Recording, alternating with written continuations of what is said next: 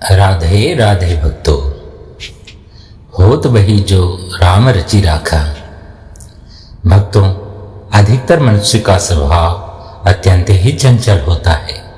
वे किसी भी कार्य को संपन्न करने के लिए अत्यंत व्याकुल हो जाते हैं।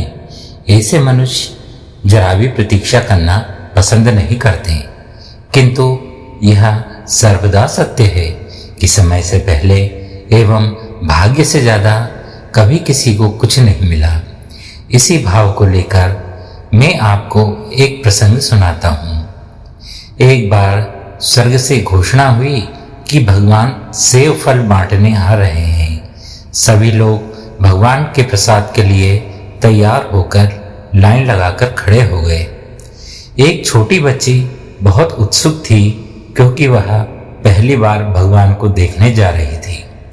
एक बड़े और सुंदर सेव के साथ भगवान के दर्शन की कल्पना से ही वह बालिका अत्यंत ही प्रसन्न थी। अंत में प्रतीक्षा समाप्त हुई। बहुत लंबी कतार में जब उसका नंबर आया तो भगवान ने उसे एक बड़ा और लाल सेव दिया, लेकिन जैसे ही उसने सेब पकड़कर लाइन से बाहर निकली, उसका सेब हाथ से छूटकर कीचड़ में गिर गया। बालिका उदास हो गई। अब उसे दोबारा से लाइन में लगना पड़ेगा। दूसरी पंक्ति पहले से भी ज्यादा लंबी हो गई थी, लेकिन इसके अलावा कोई और रास्ता नहीं था। सब लोग ईमानदारी से अपनी बारी बारी से सेब लेकर जा रहे थे। अंततः वह बच्ची फिर से कतार में लगी और अपनी बारी की प्रतीक्षा करने लगी। आधी कतार को सेब मिलने के बाद सेब खत्म होने लगे। अब तो बच्ची अत्यंत ही उदास हो गई। उसने सोचा कि उसकी बारी आने तक तो सब सेब खत्म ही हो जाएंगे, लेकिन वह बालिका ये नहीं जानती थी कि भगवान के भंडार कभी खाली नहीं होते। जब तक उसकी बारी आई तो और भी नए सेब आ गए।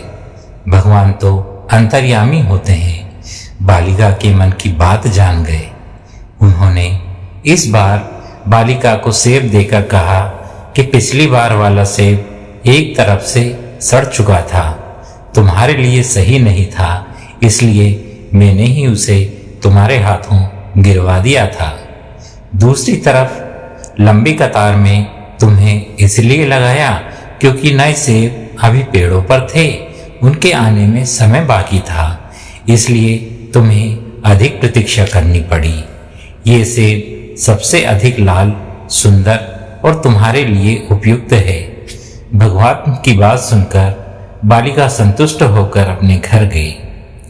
ये इसी प्रकार यदि आपके किसी काम में विलंब हो रहा है तो उसे भगवान की इच्छा मानकर स्वीकार करें। जिस प्रकार हम अपने बच्चों को उत्तम से उत्तम देने का प्रयास करते हैं, उसी प्रकार भगवान भी अपने बच्चों को वही देंगे जो उनके लिए सर्वोत्तम होगा। ईमानदारी से अपनी बारी की प्रतीक्षा करें। ईश्वर से शिकायत क्यों है? ईश्वर ने पेट भरने की जिम्मेदारी ली है, पेटियां भरने की नहीं। हृदय कैसे चल रहा है यह तो चिकित्सक बता ही देंगे, परंतु हृदय में क्या चल रहा है यह तो स्वयं को ही देखना है। इस कठिन समय में संयम रखिएगा। ईमानदारी तथा दयालुता से जरूरतमंद के लिए भगवान बनकर उनकी मदद कीजिएगा। आपका भी परमपिता ईश्वर ध्यान ही रखेंगे और आपको हर खुशी से सराबोर कर देंगे। तो इसी के साथ प्रेम से बोलिए भक्तों, राधे राधे।